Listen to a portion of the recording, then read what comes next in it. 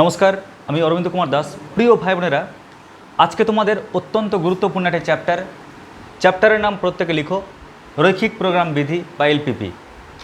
একদম to the point, মাত্র গুটি কয়েকটা টপিক শুধু বলবো, দেখবে ওর মাধ্যমে আমরা অঙ্ক স্টার্ট করব এবং খুবই তাড়াতাড়ি শেষ হয়ে যাবে চ্যাপ্টারটা। ক্লিয়ার?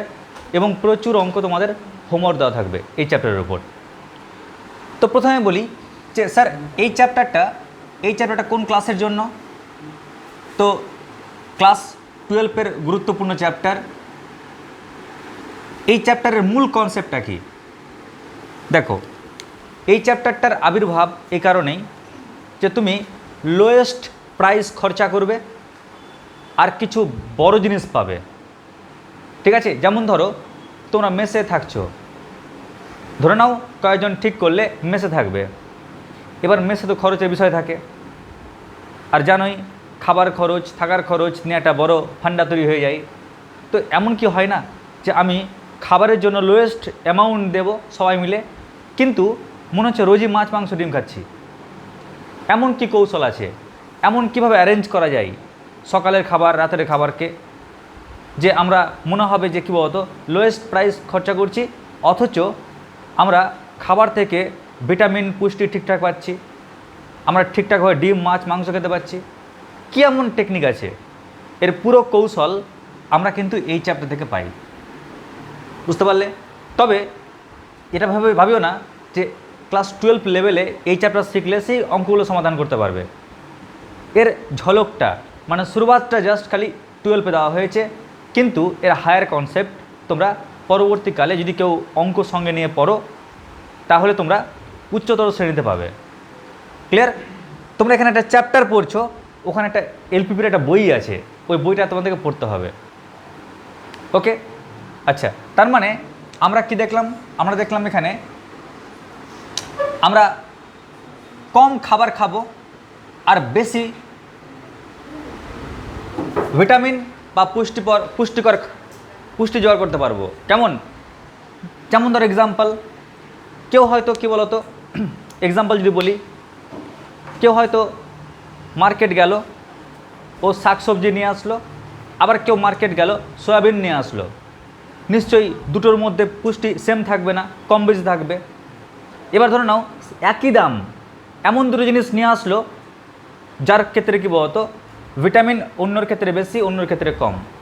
তো মানুষ কী চাইবে? যেন ভিটামিনটা একটু বাড়ে, ঠিকঠাক থাকে, পর্যাপ্ত পরিমাণে সেই খাবারটা।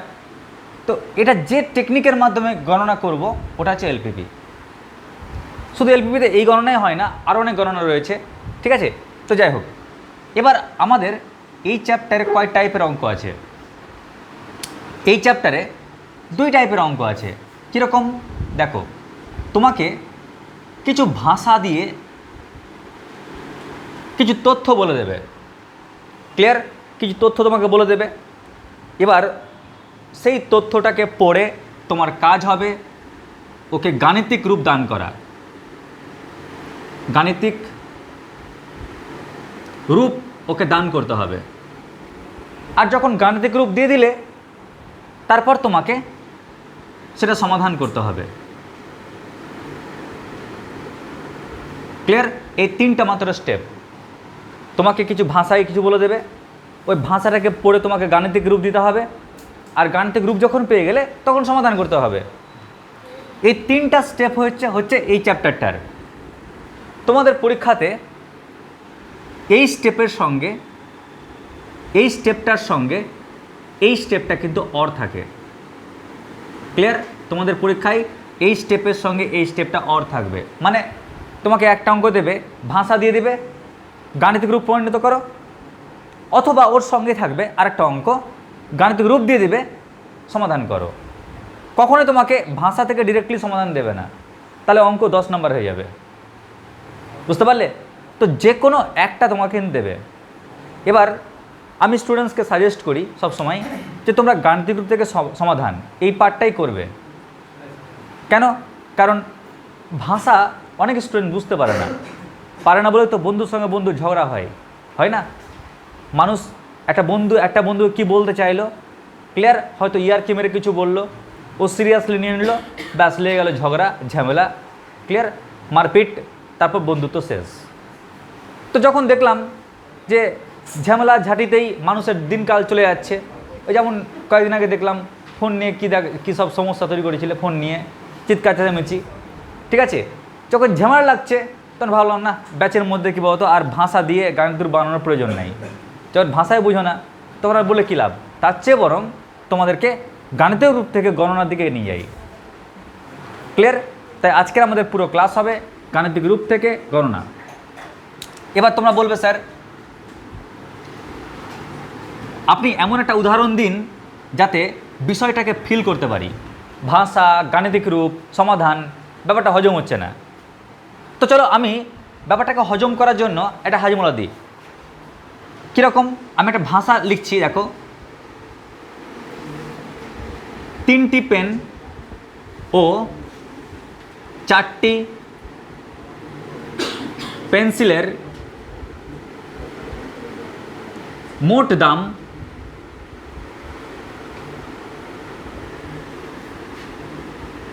20 টাকা এবং 4টি পেন ও 5টি পেন্সিলের মোট দাম 35 টাকা। তোমাকে একটা ভাষা দিয়ে দিল এরকম, কেমন? এবার আমাদের ডিউটি কি? এই ভাষাটাকে পড়বো, পড়ে তাকে গাণিতিক রূপ দেওয়া। এবার তোমরাই বলো 3টি পেন, আরে ভাই 3টা পেন বাদ দাও, একটা পেনের দাম যদি x টাকা হয় তাহলে বলতে পারবে 3টি পেনের দাম কত হবে? 3x টাকা। গুড। আচ্ছা বলো তো, একটা পেন্সিলের দাম যদি y টাকা হয় তাহলে 4টা পেন্সিলের দাম কত হবে? 4y টাকা। তার মানে 3x টাকা আর 4y টাকা যোগ করলে আমরা কত টাকা পাচ্ছি? আমরা 20 টাকা পাচ্ছি। ক্লিয়ার? আবার দেখো 4টি পেন, আরে ভাই একটা পেনের দাম x টাকা, তাহলে 4টা পেনের দাম কত হবে? 4x টাকা। একটা পেন্সিলের দাম y টাকা, তাহলে 5টা পেন্সিলের দাম কত হবে? 5y টাকা। তাহলে মোট টাকা কত হচ্ছে বলো তো? দিয়েছে 35 টাকা, তাই না? তো দেখো আমি এই ভাষাটাকে আমরা গাণিতিক রূপ দিতে পারলাম না, কি পারলাম তো নাকি?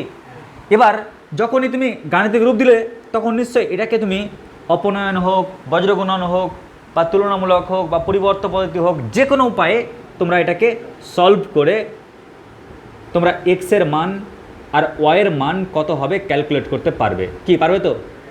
তো আমরা একই রকমভাবেই এই চ্যাপ্টারের অঙ্কগুলো করব। ভাষা পড়ে এখানে যে আসলে এটা হচ্ছে প্রথম পার্ট, আর গাণিতিক রূপ থেকে সমাধান করে যে এখানে পৌঁছালে এটা হচ্ছে পরের পার্ট। ওকে, এবার ভাষা পড়ে এই অবধি তো আমি বলেছি করাবো না, কিন্তু গাণিতিক রূপ থেকে এখানে আসার সময় তোমাকে না ইনইকুয়ালিটি মানে এই চ্যাপ্টারে অসমতা আমাদের কাজে লাগবে, বা অসমীকরণ কাজে লাগবে। কেমন? কী কাজে লাগবে বললাম? অসমীকরণ, পুরো গণনা। কেন বলো তো? কারণটা বলছি, মন দিয়ে শোনো সবাই। কেন অসমীকরণ কাজে লাগবে? দেখো, যেহেতু এলপিপির কাজ কি, আমি লোয়েস্ট খরচা করব আর হায়েস্ট কিছু পাবো। তো আমি বললাম যে 3টি পেন আর 4টি পেন্সিলের মোট দাম 20 টাকার থেকে বেশি হবে না। ক্লিয়ার? 20 টাকার থেকে বেশি হবে না। যদি বলি 20 টাকার থেকে বেশি হবে না, তার মানে কি ওর দাম হয় 20 টাকার সমান হবে বা তার থেকে কম হবে, ঠিক কি না? আমি যদি বলি 4টি পেন আর 5টি পেন্সিলের মোট দাম 35 টাকার থেকে বেশি হবে, 35 টাকা বা তার বেশি হবে। যদি 35 টাকার সমান হয় বা তার যদি বেশি হয় তাহলে গ্রেটার দেন হয়ে গেল। যদি বাই চান্স আমরা এখানে ইনইকুয়ালিটি দেখতে পাই, যদি ইকুয়ালিটি দেখতে পাই, সমান চিহ্ন দেখতে পাই শুধু, তাহলে তো অপনয়ন, বজ্রগুণন এগুলো মেথড ছিল। বাট যদি অসমীকরণ থাকে তখন কি করব? তখন তার সমীকরণের নিয়ম চলবে না, তখন তো অপনয়নও কাজ করবে না। তখন আমরা কোন লজিকে অঙ্কটা করব সলভ, সেই টেকনিকটাকে শেখানোর জন্য আমি পাশে তোমাদের কাজটা শিখিয়ে দিচ্ছি। বুঝতে পারলে বিষয়টা? তার মানে সমান চিহ্নের জন্য নো প্রবলেম, বাট আমাদের তো সমান চিহ্ন থাকছে না এখানে, ওই জন্য অসমীকরণের জন্য আমাদের কি কাজ করতে হবে, তার জন্য এবার পাশে একটা নিয়ম বলছি, দেখে নাও। যেমন ধরো 2x + 3y less than or equal two 6, 2x plus 3y less than equal two 6। আমরা এর গণনা কী করে করব? দেখো এখানে তোমরা যদি ভালো করে তাকাও তাহলে এর দুটো স্টেপ দেখতে পাচ্ছ। বলতে পারবে কী কী স্টেপ পাচ্ছ দেখতে? একটা হচ্ছে ইকুয়াল, আর একটা কি বলো বলো বলো, একটা ইকুয়াল একটা লেস দ্যান। তার মানে তোমরা মানছো যে স্যার আমরা দুটো পার্ট দেখতে পাচ্ছি, একটা 2x plus 3y equal to 6, এটা একটা পার্ট। আর একটা পার্ট দেখতে পাচ্ছি 2x প্লাস 3y, এটা লেস দ্যান কত? 6। মাথায় রাখবে যখন তুমি সমান চিহ্ন দিচ্ছ ও তোমাকে হেল্প করবে ছবি আঁকতে, ক্লিয়ার? গ্রাফটাকে আঁকতেও হেল্প করবে। তার মানে স্যার বুঝলাম না, চলো দেখে নিই। এর কাজ ইকুয়াল টুর কাজ হচ্ছে তোমাকে ছবি আঁকতে হেল্প করবে। কেমন করে দেখে নাও। আমরা সুন্দর করে দুটো ঘর টানলাম, একটা এক্সের একটা ওয়াইয়ের লেখচিত্র আঁকার জন্য। এবার আমি একবার এক্সে 0 বসাবো, একবার ওয়াই 0 বসাবো। বলো যদি এক্সে 0 বসাই ওয়াইয়ের মান কত পাচ্ছি? 3y সমান 6, তাহলে y ইকুয়াল টু 2। আর যদি ওয়াইয়ের মান 0 বসাও তাহলে এক্সের মান কত পাচ্ছি? 3 পাচ্ছি। কেমন? তো লক্ষ্য করো আমরা খুবই সহজে আমি লেখচিত্রটা আঁকতে পারছি। আর বলতে পারবো এখানে এই যে লেখচিত্রটা এক্স অ্যাক্সিস আর ওয়াই অ্যাক্সিস, 0,2, 0,2, 2 মানে উপরের ঘর, ঠিক কিনা? এক্স অক্ষ বরাবর 0, ওয়াই অক্ষ বরাবর 2, তাহলে এই পয়েন্ট হচ্ছে 0,2। আর 3,0, এক্স অক্ষ বরাবর 3, 1 2 3, তাহলে এই পয়েন্ট কত হচ্ছে? 3,0। এবার এই দুটো পয়েন্টকে যুক্ত করে দাও, যুক্ত করলেই পেয়ে যাচ্ছ তুমি একটা সরল রেখা। বলো এফডিওকে। তাহলে কি বললাম? যখনই তোমরা অসমীকরণ দেখবে তখন ইকুয়াল টুর কাজ ছবি আঁকা, আর যেটা ইকুয়াল টু নয় তার কাজ কি জানো? ডাইরেকশান ফিট করা। কি ফিট করা বললাম? ডাইরেকশান। স্যার কেমন করে ডাইরেকশান মাপবো? দেখো তোমার কাজ হবে এটাতে কেমন, এই যে অসমীকরণে এক্স ইকুয়াল টু 0 আর ওয়াই ইকুয়াল টু 0 বসিয়ে পাই। বলো যদি এখানে এক্স আর ওয়াইয়ের জায়গাতে 0 বসাও তাহলে কি পাচ্ছি বলো? 0 প্লাস 0 মানে 0 লেস দ্যান 6।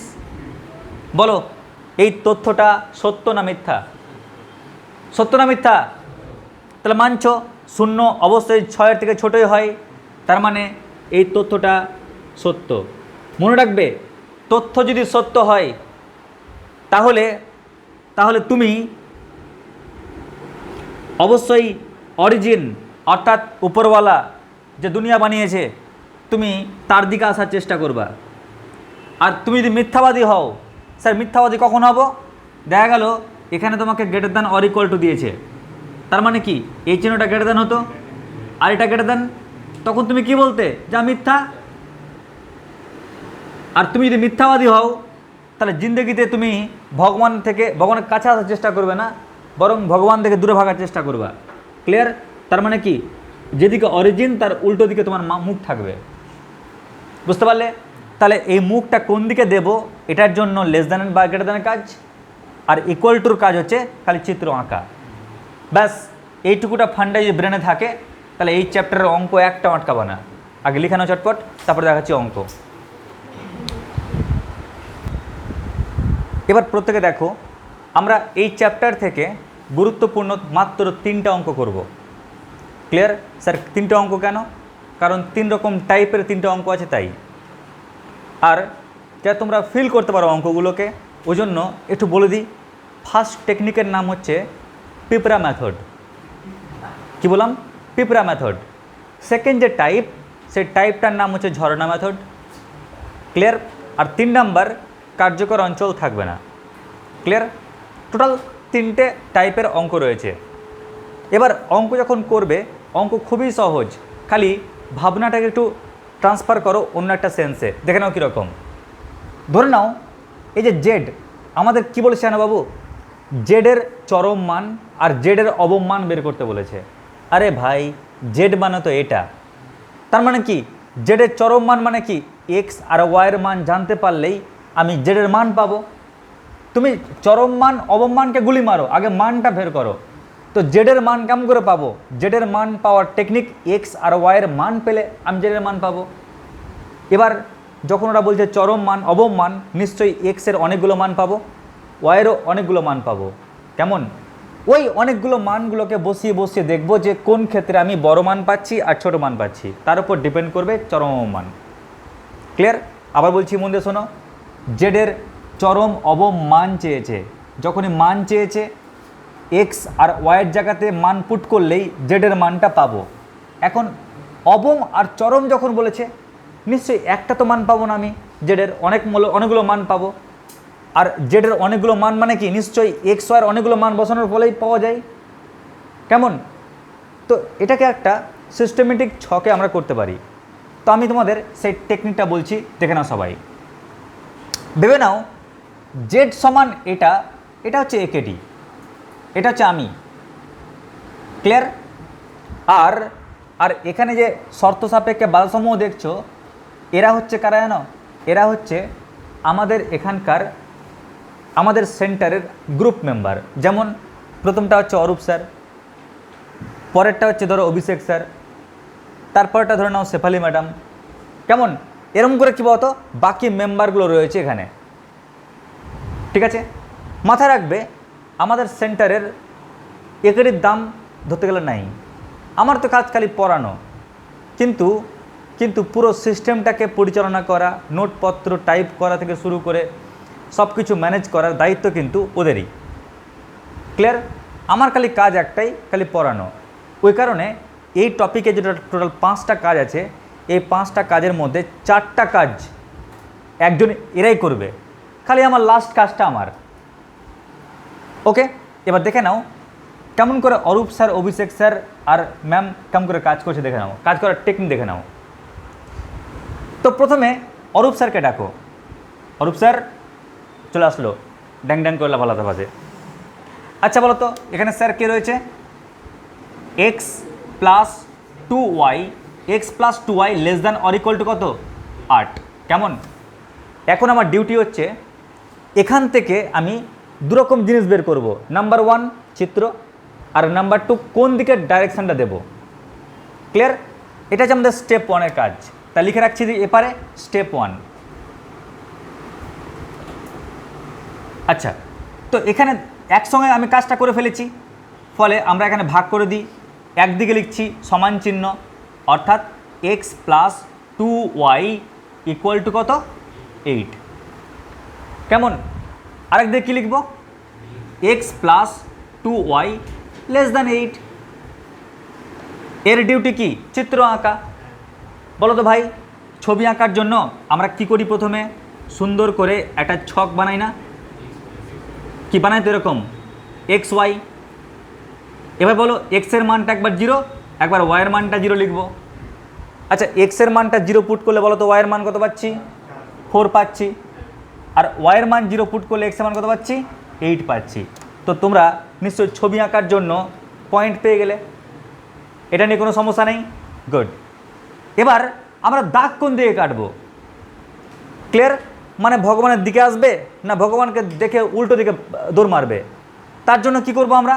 আমরা এটাতে এক্স ইকুয়াল টু 0 আর ওয়াই ইকুয়াল টু 0 বসিয়ে পাই। আচ্ছা বলো তো বসালে কি পাচ্ছি? 0 প্লাস 2 ইন্টু 0 মানে কত? 0 লেস দ্যান কত? 8। বলো তো এটা সত্য না মিথ্যা? সত্য না মিথ্যা? শূন্য অবশ্য 8-এ ছোট হয়, যা সত্য। আর সত্য হলেই আমরা বুঝে গেলাম দাগটা কোন দিকে টানবো? মূলবিন্দুর দিকে, অর্থাৎ অর্ধ সমতলটি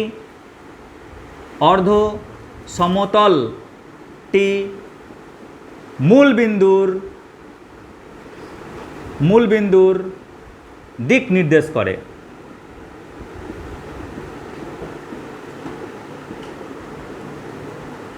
দেখো তোমরা কিন্তু এই লাইনটা বুঝতে পারলে না, তো এটা ফিল করতে পারলে যে আমি যদি দাগ কাটি সরলরেখাটার, তাহলে যেদিকে মূলবিন্দু ওদিকে দাগ টানবো মানছি, কিন্তু অর্ধ সমতল কেন বললাম? কারণটা দেখো, যখনই আমি বলছি বাবু এটা এক্স অক্ষ আর এটা ওয়াই অক্ষ, যখনই বললাম, তো ধরে নাও এই বোর্ড, কেমন, এই যে বোর্ড, এই বোর্ডের ক্ষেত্রে বলছি এটা এক্স অক্ষ, এটা ওয়াই অক্ষ। এবার আমি যদি একটা সরলরেখা টানি বাবু, সরলরেখা টানলাম, এই সরলরেখা কি একদম অসীম চলে গেছে, এটাও কি একদম অসীমের দিকে চলে গেছে। আচ্ছা বোর্ডটাকে এটা সমতল না, তাহলে বোর্ডটা হচ্ছে একটাই সমতল, এটা দুটো সমতল না, এটা একটাই সমতল কিন্তু। আর এই সরলরেখাটা দেখো এই সমতলটাকে দুটো পোর্শনে ভেঙে দিয়েছে, ঠিক কি না? দেখো এই পুরো বোর্ডটাকে এই সরলরেখাটা একটাই মাত্র সরলরেখা, এদিককার একটা পোর্শনে ভেঙে দিয়েছে আর এদিককার আর একটা পোর্শনে ভেঙে দিয়েছে। এখন দেখব যে এদিককার সমতলটা কি অর্ধেক সমতল, না ওদিককার সমতলটা অর্ধেক সমতল, নাকি কোনোটাই নয়। দেখে নিই একটু টেস্ট করে। যদি একটা লোককে, ধরো তোমাকে বলা হলো বাবু তুই এখানে দাঁড়িয়ে আছিস তো, চল তুই দিকে হাঁটতে হাঁটতে যা, হাঁট, তুই একদম স্টপ হবি না, হাঁটতে হাঁটতে চলে যা। তো ও যদি হাঁটতে হাঁটতে যায় এদিকে, তো সমতল তো শেষের শেষ নাই, তার মানে ওদিকেও একদম প্লাস ইনফিনিটি দিয়ে হাঁটছে। যদি এই লোকটাকে বলো আচ্ছা এক কাজ কর, চলে আয়, তুই এপারে হাঁট, যদি এপারে হাঁটতে দাও তো এপারেও হাঁটতে হাঁটতে যাবে একদম আপ টু ইনফিনিটি অবধি, কারণ সমতল তো শেষের শেষ নাই।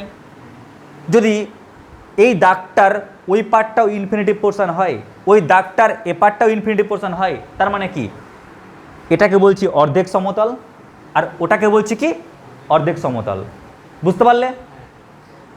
তো ওই কারণেই আমরা যখন দাগ টানছি এদিকে, তো আমরা কি বলছি, অর্ধ সমতলটি, এই যে অর্ধেক সমতলটি যেদিকে মূলবিন্দু সেদিকটা নির্দেশ করছে। যদি মিথ্যা হতো তাহলে কি বলতাম, অপর অর্ধেক সমতলটি, মানে ওই পারের যে অর্ধেক সমতলটি ওটাকে মূলবিন্দুর বিপরীত দিক নির্দেশ করছে। এই কারণে আমরা এখানে অর্ধ সমতল কথাটা উল্লেখ করলাম। বুঝা গেল বিষয়টা? চলো এবার অরূপ স্যারের কাজ তো শেষ, ওর ছবি আঁকছে একটু পরে। ওর ছবি কোথায় আঁকবো জানো? আমরা আঁকবো ওর ছবি স্টেপ 2-এ।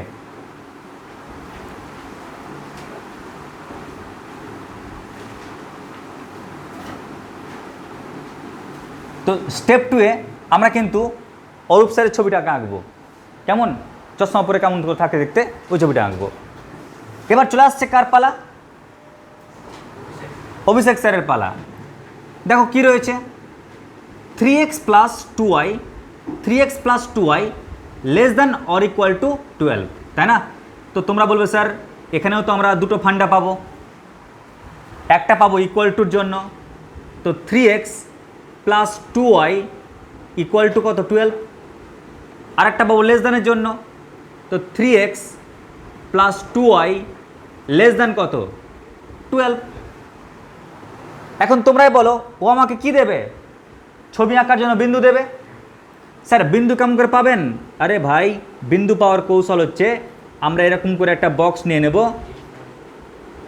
এপারে দেবো এক্স, এপারে দেবো ওয়াই, একবার এক্সের মান 0, একবার ওয়াইয়ের মান 0।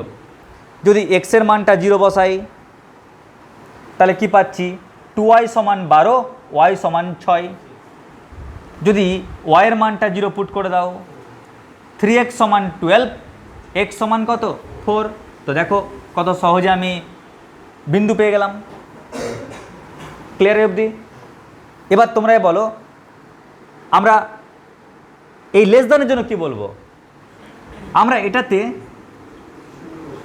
x = 0 আর কি বসাবো, y = 0 বসিয়ে পাই।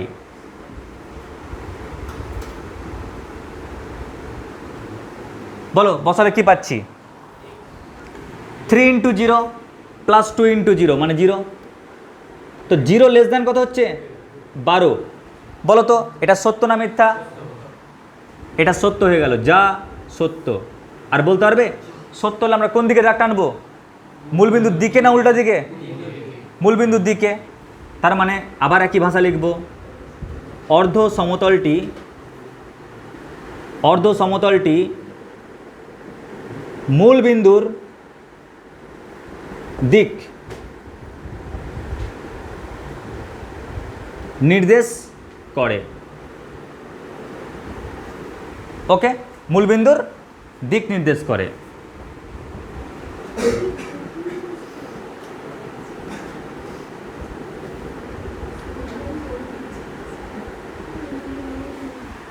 বলো একদম ফাটাফাটি এই স্টেপটা বুঝতে পারলে কিনা, পেরেছো? আচ্ছা, পাশাপাশি একটু বলে রাখি, দেখো এক্স আর ওয়াই দুটোই পজিটিভ। এটা কার্যকর অঞ্চল প্রথম পাদে সীমাবদ্ধ, এটা নির্দেশ করে। স্যার বিষয়টা বুঝলাম না, একটু দেখে নাও সবাই। আমরা কি জানি, এটা এক্স অক্ষ, এটা ওয়াই অক্ষ। তো দেখো এক্সও পজিটিভ ওয়াইও পজিটিভ। আমরা কি জানি, এক্সও পজিটিভ ওয়াইও পজিটিভ। তার মানে কি এই জায়গাটা এক্সটা নেগেটিভ কিন্তু ওয়াইটা পজিটিভ, মানে এই জায়গা। এক্সটাও নেগেটিভ ওয়াইটাও নেগেটিভ, মানে এই জায়গা। এক্সটা পজিটিভ বাট ওয়াইটা নেগেটিভ, মানে এই জায়গা। তো তোমরাই বলো এক্সও পজিটিভ আর ওয়াইও পজিটিভ, এরকম জায়গা কোনটা? এটা। ক্লিয়ার? তার মানে x greater than or equal to 0 আর y greater than equal to 0, এটা কী রিপ্রেজেন্ট করে জানো? আমরা যে কার্যকর অঞ্চল বের করব, ওই কার্যকর অঞ্চল প্রথম পাদে সীমাবদ্ধ। ঠিক আছে, আমাকে যে অঞ্চলটা বের করতে হবে ওই অঞ্চলটা প্রথম পাদেই থাকবে। কেমন? তো তোমার লিখে নেবে নিচে যে x greater than or equal to 0, আমি এখানে লিখে দিচ্ছি x comma y greater than or equal to 0। এটা কি রিপ্রেজেন্ট করছে? কার্যকর অঞ্চল, কার্যকর অঞ্চল প্রথম পাদে সীমাবদ্ধ।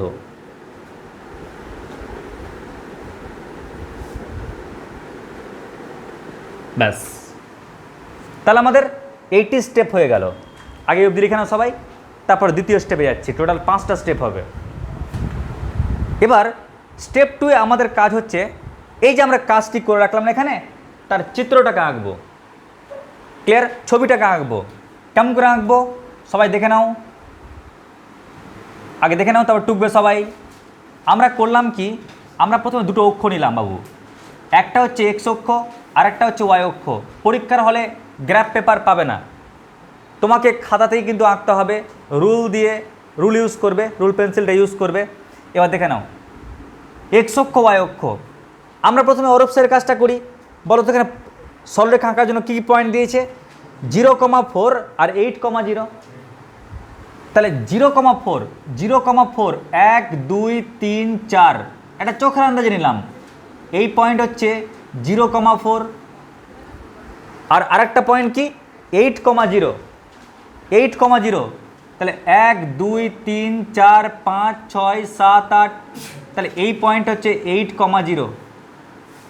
তাহলে আমরা এই দুটো পয়েন্টকে অনায়াসেই যুক্ত করতে পারি।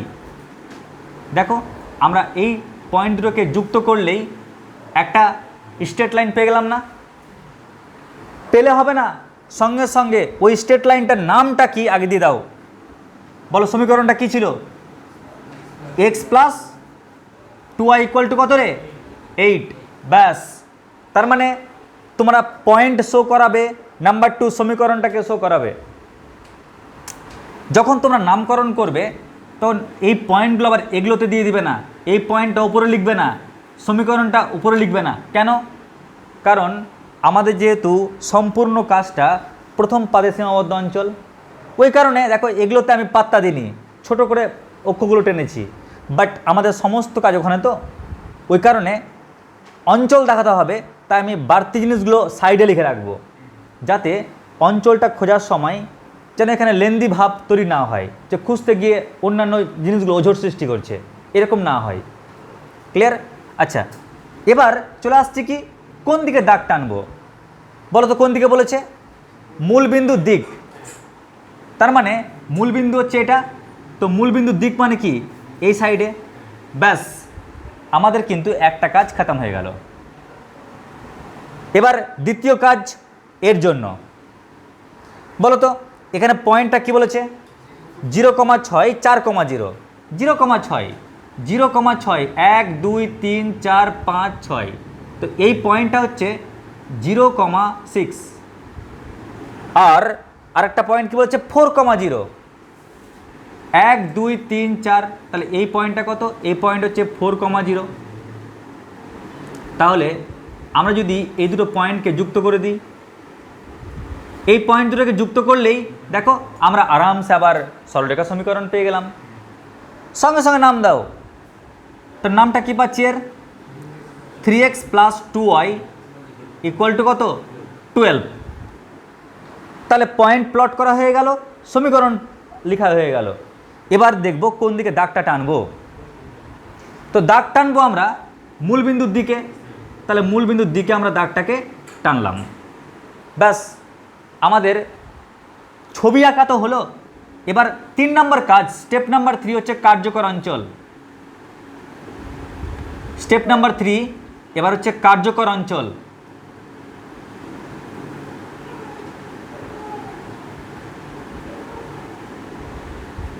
দেখো সবাই, কার্যকর অঞ্চল মানে কি? যখন তোমরা কার্যকর অঞ্চল দেখতে যাবে বা খুঁজবে, তখন দুরকম টেকনিক রয়েছে। একটা হচ্ছে কনসেপচুয়াল টেকনিক, আরেকটা হচ্ছে কি ট্রিকি মেথড। ট্রিকি মেথডটা কি? কার্যকর অঞ্চল জিন্দেগিতে কিন্তু অন্য পাদে থাকবে না। কেন? কারণ আমাকে বলে দিয়েছে এক্সটাও পজিটিভ, ওয়াইটাও পজিটিভ, মানে পজিটিভ প্রান্তেই থাকবে কার্যকর অঞ্চল। কেমন? কার্যকর অঞ্চল মানে সীমাবদ্ধ অঞ্চল। তো দেখো কেমন করে করবে, ট্রিক্সটা কি? পিঁপড়া মেথড। তোমরা এই মূলবিন্দুতে একটা পিঁপড়াকে ছেড়ে দেবে। কাকে ছাড়বে? একটা পিঁপড়াকে। পিঁপড়া কী করবে? ও হাঁটতে হাঁটতে হাঁটতে হাঁটতে এখানে গেল, দেখবে ওখানে ঠক্কর খেলে না, ও আবার হাঁটতে হাঁটতে এখানে আসবে, আবার ঠক্কর খেয়ে হাঁটতে হাঁটতে এখানে আসবে, আবার ঠক্কর খেয়ে হাঁটতে হাঁটতে আবার পুনরায় ওই জায়গায় ফিরে আসবে। দেখবে তোমরা মাটিতে, হ্যাঁ, যখন জল দিয়ে একটা দাগ টেনে দেবে পিঁপড়াটাকে ঘিরে, দেখবা পিঁপড়া ধার বরাবর যাবে, গিয়ে কিন্তু আরও বেরোতে পারবে না। বা একটা যদি আঁক টেনে দাও পিঁপড়ার চারপাশে, ও দেখবে ওই আঁক বরাবর ঘুরপাক খাবে, ও আঁকটাকে টপকাতে সাহস পাবে না। ক্লিয়ার? তো এখানে সেই ব্যাপারটা হচ্ছে, একটা পিঁপড়াকে ছেড়ে দাও, তাহলে এই বরাবর যাবে, ও টপকাতে পারবে না, এই বরাবর ও টপকাতে পারবে না, এই বরাবর ও টপকাতে পারবে না, এই বরাবর, মানে পুনরায় আবার ওইখানে এসে ফিরে আসছে। ক্লিয়ার? তাহলে বলতে পারবে সংজ্ঞার অঞ্চলটা, কার্যকর অঞ্চল কোনটুকুটা হলো? এতটা এরিয়া হচ্ছে পিঁপড়ার বাপের এরিয়া। ক্লিয়ার? এবার তোমরা বলবে স্যার একটু কনসেপ্ট দিয়ে বিষয়টা বলুন, যাতে কনসেপ্ট দিয়ে ফিল করতে পারি। তো এর জন্য দেখো আমি ছবিটাকে আমি আরেকবার আঁকছি, কেমন করে, এক্স অক্ষ ওয়াই অক্ষ। তো একটা ছিল চিত্র এটা স্ট্রেট লাইন, আরেকটা ছিল এটা, তাই তো? এবার দেখো সবাই, দুটোই কিন্তু মূলবিন্দুর দিকে। সংজ্ঞার অঞ্চল মানে হচ্ছে দুজনেরই কমন অঞ্চল। এখন দেখো, যখন এই দাগটা নিয়ে কাজ করব, আমি এদিকে দাগ ভাবতে যাব না, কারণ সব অংশ কি প্রথম পাদে সীমাবদ্ধ থাকবে। ওই জন্য আমি এখান থেকে নিচ্ছি এই দাগটার জন্য। এই দাগটার জন্য প্রথম পাদের সীমাবদ্ধ অঞ্চল যতটুকুটা আছে আমি ততটুকুটা নিলাম, আর নামলাম না, কারণ নামতে গেলে তো আর প্রথম পাদের সীমাবদ্ধ থাকবে না। তোমরা নিজেরাই বলো, নামতে গেলে কি থাকছে প্রথম পাদের সীমাবদ্ধ অঞ্চল? থাকছে না। এবার আরেকটা যে স্ট্রেট লাইন আছে, তার ক্ষেত্রে শুধুমাত্র প্রথম পাদের সীমাবদ্ধ অঞ্চলটা দেখাও। তো এটা অন্য পাদ চলে যাচ্ছে, হবে না, হবে না, হবে না, এখান থেকে হচ্ছে, এখান থেকে হচ্ছে, ব্যাস আমি আর যেতে পারবো না, গেলেই কিন্তু অন্য পাদে চলে যাবে। এখন তোমরা দেখো তো, এই লাইনটা আর এই লাইনটা যখন এই মূলবিন্দুর দিকে আসছে, এপারেও ক্রস করছে না, নিচেও ক্রস করছে না, দিকে আসছে না, তাহলে কমন পার্ট কোনটা পড়েছে? যেখানে ডবল দাগ পড়েছে, এটুকু অঞ্চল না? তো এটা হচ্ছে সেই সংজ্ঞার অঞ্চল বা কার্যকর অঞ্চল। বুঝতে পারলে বিষয়টা? তো আমি তোমাদের সুবিধার জন্য নামকরণ করে দিচ্ছি। এই কার্যকর অঞ্চলের নাম হচ্ছে ও A B C O, O A B C ও, যা সীমাবদ্ধ, যা সীমাবদ্ধ। দেখো তো, মনে হচ্ছে না এটা একটা পুকুরের মতন? কুকুর না, কুকুর না, পুকুর, পুকুর, ডোবার মতন মনে হচ্ছে না, যে চারপাশ থেকে ঘেরা রয়েছে ওই পুকুরটা বা ওই ডোবাটা, ঠিক কি না? ব্যাস আমাদের 3টা স্টেপ হয়ে গেল। যত আস্তে আস্তে এগোবে স্টেপগুলো ছোট হবে। হ্যাঁ, পুরোটাকে রাউন্ড করে ঘিরলাম তাই। ঠিক আছে, ও এ বি সি ও পুরোটা, কেমন এভাবে নোট করা আছে বইয়ে। এবার দাঁড়াও, টুকিও না কেউ, দেখে নাও আগে, না একবারে টুকবে, আর তো মাত্র দুটো স্টেপ। এবার স্টেপ নাম্বার 4। স্টেপ নাম্বার 4 হচ্ছে এই পুকুরটাকে বা এই ডোবাটাকে বাঁধার জন্য নিশ্চয়ই পিলার লেগেছে, ক্লিয়ার? সেই পিলারগুলো কি কি? তো দেখো, এই ডোবাটাকে বা পুকুরটাকে বাঁধার জন্য পিলার লেগেছে, ওই পিলারকে বলছি কৌণিক বিন্দু। তাহলে কৌণিক বিন্দু সমূহ বলো তো, তাহলে কৌণিক বিন্দুগুলো কি কি এখানে আছে? একটা পিলার হচ্ছে ও, আর একটা পিলার কি এ, আর একটা পিলার বি, আর একটা পিলার সি। কি মানছো সবাই? টোটাল 4টে পিলার, 1টা 2টা 3টা 4টা। এবার ওই পিলারগুলোর পয়েন্টগুলো কি কি সেটাও বলতে পারবো। দেখো, এই পিলারের পয়েন্টটা কি বলো তো? 0,0। কি মানছো তো নাকি? এই পয়েন্টটার পিলার। আচ্ছা, এ পয়েন্টটা কি দেওয়া রয়েছে? তাহলে এ পয়েন্ট রয়েছে 4,0। বা কি সুবিধা, কি সুযোগ। আচ্ছা, বি পয়েন্টটা কি রয়েছে জানি না, দেওয়া নাই পয়েন্টটা। আর সি পয়েন্টটা কি রয়েছে? সি পয়েন্টটা 0,4। তাহলে সি পয়েন্ট রয়েছে 0,4। এবার প্রবলেম হচ্ছে বি পয়েন্ট না জানলে তো অঙ্ক হবে না, ঠিক আছে? তাই বি পয়েন্টটা কেমন করে বের করবে, কেউ না টুকে আগে দেখে নাও। আচ্ছা বলো তো, বি পয়েন্ট দিয়ে কোন কোন সরলরেখা গেছে? বি পয়েন্ট দিয়ে এই সরলরেখা গেছে, আর বি পয়েন্ট দিয়ে এই সরলরেখা গেছে। তো ওই পয়েন্ট দিয়ে এই দুটো সরলরেখা গেছে না? তো আমরা করব কি, এই দুটো সরলরেখাকে সমাধান করব। সমাধান করলেই এক্সের মান ওয়াইয়ের মান পাবো, আর এক্সের মান ওয়াইয়ের মান পাওয়া মানে বিন্দু পেয়ে যাব। তো বলো, একটা সমীকরণ কি রয়েছে?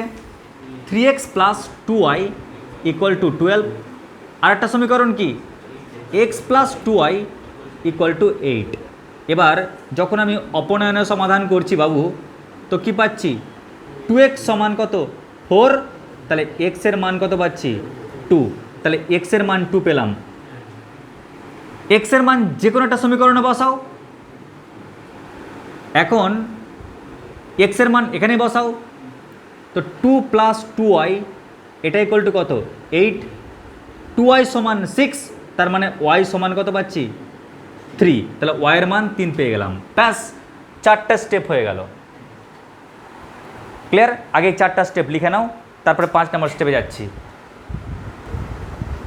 এবার দেখো প্রত্যেকে step number 5, last step number 5। এবার স্টেপ নাম্বার 5-এ কার কাজ জানো? আমার কাজ। কীরকমভাবে দেখো, আমি একদিকে লিখছি কৌণিক বিন্দু, একদিকে লিখছি কৌণিক বিন্দু, আর অন্যদিকে লিখছি জেড সমান কি দেওয়া রয়েছে? জেড সমান -3x প্লাস কত বলো তো? 4y। আচ্ছা তোমরা বলো, কৌণিক বিন্দুগুলো কী কী দেওয়া ছিল? ও, এ, বি, সি, তাই না? ও পয়েন্টটা কী ছিল? 0,0। এ পয়েন্ট কী ছিল? 4,0। বি পয়েন্ট 2,3, আর সি পয়েন্ট কত? 0,4। এখন তোমরাই বলো, জেডের যখন মান আমি বের করব, জেডের মান পাওয়ার জন্য কি প্রয়োজন? এক্সের মান ওয়াইয়ের মান প্রয়োজন না, যেটা বিন্দু আকারে এক্স ওয়াই আকারে দেওয়া আছে। এবার তোমরা করবে কি, এক্সের মান 0 আর ওয়াইয়ের মান 0 পুট করো। দেখো জেডের মানটা কি পাচ্ছ? 0। এক্সের মান 4, ওয়াইয়ের মান 0 পুট করো, তাহলে জেড কত পাচ্ছ? -12। এক্সের মান 2 আর ওয়াইয়ের মান 3 পুট করো, -6 + 12, তাহলে জেড = কত পাচ্ছি? 6। এবার এখানে এক্সের মান 0 পুট করো, ওয়াইয়ের মানটা 4 পুট করো, 0 + 4 = 16, তাহলে 16 পাচ্ছি। এবার এই রেজাল্টটি দেখে দেখো, জেডের কিন্তু অনেকগুলো মান পেলাম। এবার অনেকগুলো মানের মধ্যে নিশ্চয়ই তুমি ওর সবচেয়ে ছোটো মান দেখতে পাচ্ছ আর বড় মান দেখতে পাচ্ছ। তো এদের মধ্যে বলতে পারবে সবচেয়ে ছোটো মান কোনটা? -12। তাহলে ওর পাশে লিখবো অবম মান। আর এদের মধ্যে সবচেয়ে বড় কোনটা? 16। তাহলে এটা হচ্ছে চরম মান। ব্যাস, এই হয়ে গেল আমাদের এই প্রবলেমটার সলিউশন। আশা করছি বুঝতে পেরেছো। লিখে নাও চটপট। এবার প্রত্যেকে দেখো অঙ্ক নাম্বার 2, জেডের চরম ও অবম মান নির্ণয় করো যেখানে জেড সমান 3x + 5y। আর তোমাকে শর্ত সাপেক্ষে 12 সমূহ দিয়ে দিয়েছে, একটু চটপট দেখে নাও, বেশিক্ষণ টাইম লাগবে না। আমরা প্রথমে এদের কাজটি করব, এদের কাজ নিয়েই তো 4টা কাজ। তো আমাদের প্রথম কাজটা কি বলো তো, 3x + 3y ≥ 3, তো তাকে সমান চিহ্নটাকে নিচ্ছি। যদি x এর মান 0 পুট করি, y এর মানটা কত পাচ্ছি বলো? x এর মান 0 পুট করলে y এর মান 1, আর y এর মান 0 পুট করলে x এর মান কত? 3, তাই না? তো আমরা বিন্দু পেয়ে গেলাম। এবার আমরা যদি এখানে x এর মান 0, y এর মান 0 পুট করি, তাহলে কি পাচ্ছি? 0 > 3। এখন তোমরা বলো এটা কি সত্য? 0 কি 3-এর থেকে কোনোদিন বড় হয়? হয় না, যা মিথ্যা। আর মিথ্যা হওয়ার জন্য আমরা কি বলবো? অর্ধ সমতলটি মূলবিন্দুর বিপরীত দিক নির্দেশ করে। ব্যাস, আমাদের একটা কাজ হয়ে গেল। পরেরটার ক্ষেত্রে কি, আমরা যদি সমান চিহ্নটাকে নিই, তাহলে x এর মান 0 বসালে y এর মানটা 2, y এর মান 0 বসালে x এর মানটা 2। এবার এই অসমীকরণে x এর মান 0, y এর মান 0 পুট করলে কি পাচ্ছি? 0 > 2, যা মিথ্যা। আর মিথ্যা হওয়ার জন্য এবারটাও কি বলো তো, মূলবিন্দুর বিপরীত দিক নির্দেশ করছে। আর লক্ষ্য করো এখানে এক্সও পজিটিভ, ওয়াইও পজিটিভ, তার মানে বুঝে গেলাম কার্যকর অঞ্চল প্রথম পদে আছে। যখন আমি স্টেপ 2-এ আসবো, এবার দেখো সবাই স্টেপ 2-এ এই পার্টটা হচ্ছে ভয়ানক পার্ট, এই পার্টটা ভয়ানক পার্ট, স্টুডেন্টস কিন্তু এখানে আটকাই। দেখো কেসটা কি হচ্ছে, 0,1 3,0, 0,1 0,1 এটা, এই পয়েন্ট হচ্ছে 0,1 আর 3,0 1 2 3, তাহলে এই পয়েন্টটা হচ্ছে 3,0। তাহলে আমরা স্ট্রেট লাইনটা এটা পেলাম। স্ট্রেট লাইনটার নাম কি? নাম হচ্ছে x + 3y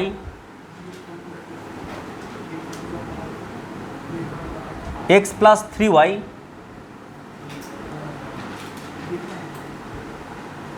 = কত? 3। বলো এ অবধি ওকে? আচ্ছা, আমরা দাগটা কোন দিকে টানবো? মূলবিন্দুর বিপরীত দিকে।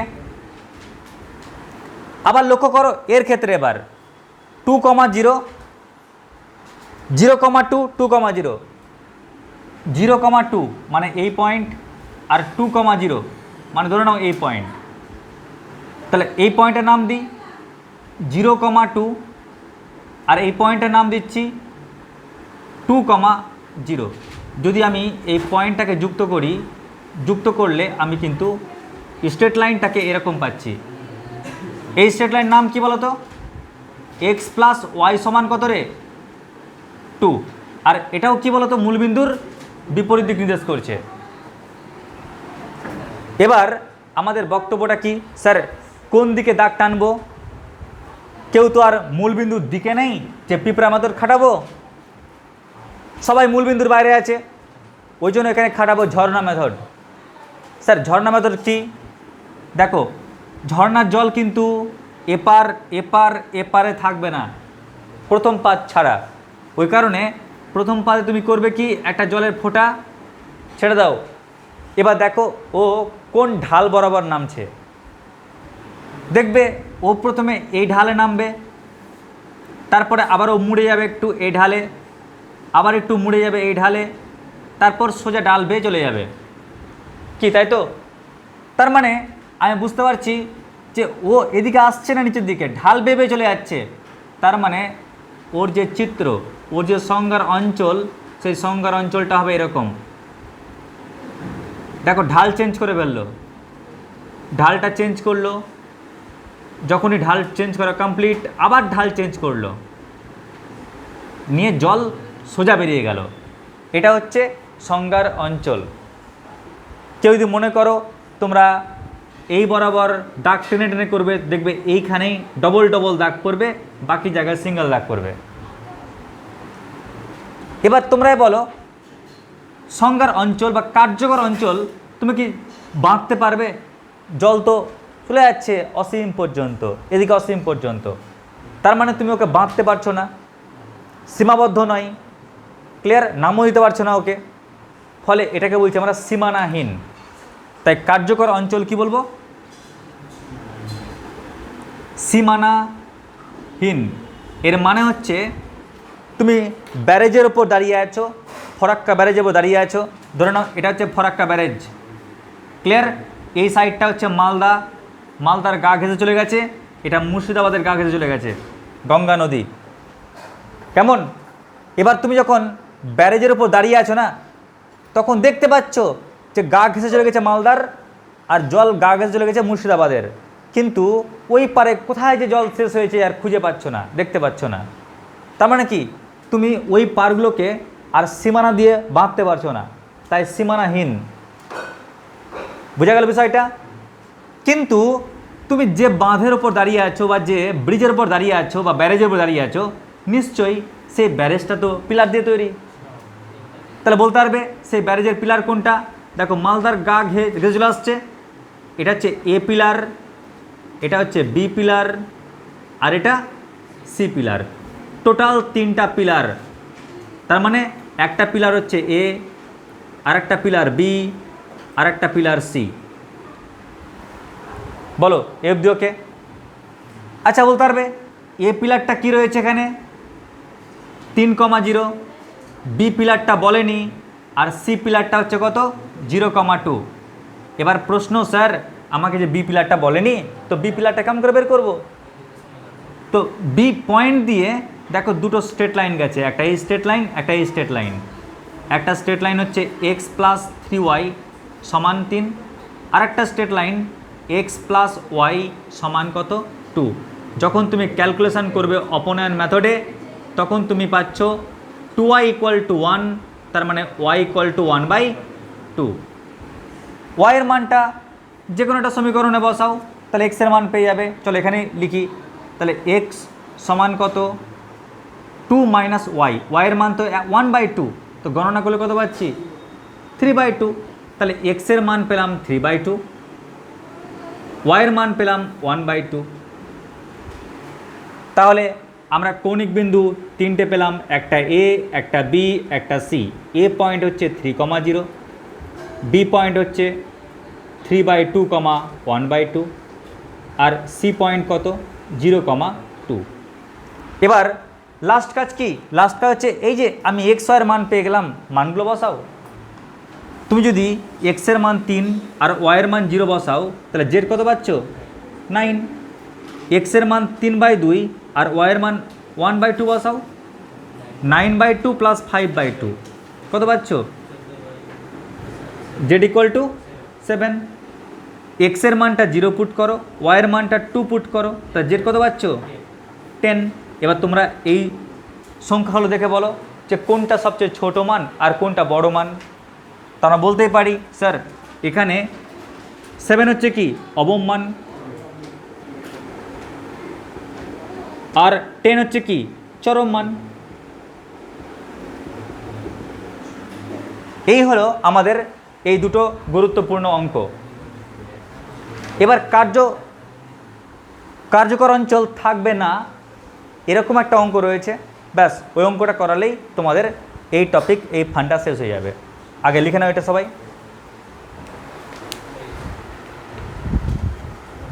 এবার অঙ্ক নাম্বার 3, জেডের চরম অবম মান নির্ণয় করো, যেখানে জেড সমান এক্স প্লাস ওয়াই, আর শর্ত সাপেক্ষে বাধাসমূহ দিয়ে দিয়েছে। তোমরা করবে কি দেখো, আগে আমাদের এদের কাজটা করতে হয়, তো x minus y greater than equal to -1। আমরা প্রথমে ইকুয়াল টু নেব, তারপর গ্রেটার দ্যান নেব।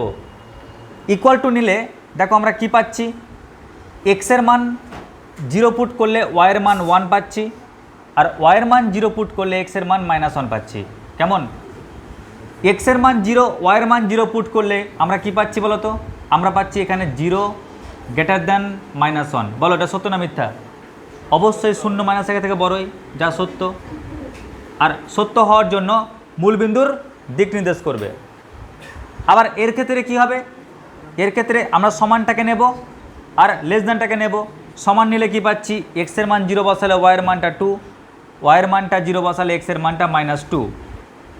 এক্ষেত্রে যদি এক্সের মানও 0 ওয়াইয়ের মানও 0 বসাই তাহলে কি পাচ্ছি, 0টা ছোট -2 বড়। এটা তো সত্য নয়, তাই না? তোমরা নিজেরাই বলো, 0 কখনো -2 এর থেকে ছোট হয়? হয় না, যা মিথ্যা, মানে বিপরীত দিক নির্দেশ করে। আর এক্সও পজিটিভ ওয়াইও পজিটিভ মানে কি, কার্যকর অঞ্চল থাকলে সেটা প্রথম পদে থাকবে। যখন তোমরা চিত্রটা আঁকবে, কেউ আঁকিও না, এখন আগে দেখে নাও সবাই, আঁকার টাইম দেবো।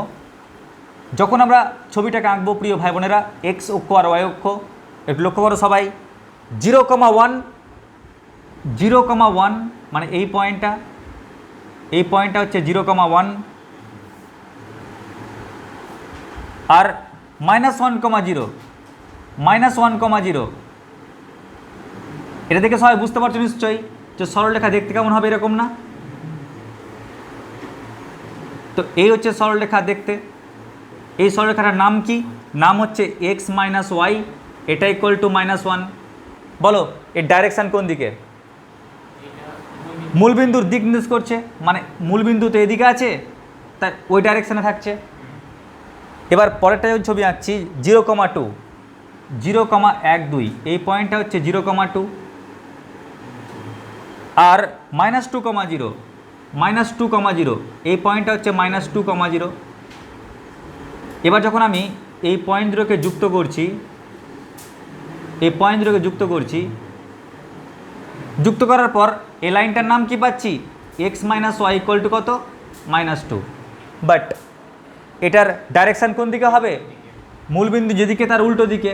এখন তোমরা বলো, দুটো সমান্তরাল সরলরেখা, ও যাচ্ছে ওদিকে, ও আসছে এদিকে, ওদের মধ্যে কোনো কমন পোর্শন পাবো? জিন্দেগিতেও দূরবীন দিয়েও দেখলেও পাবো না। ক্লিয়ার?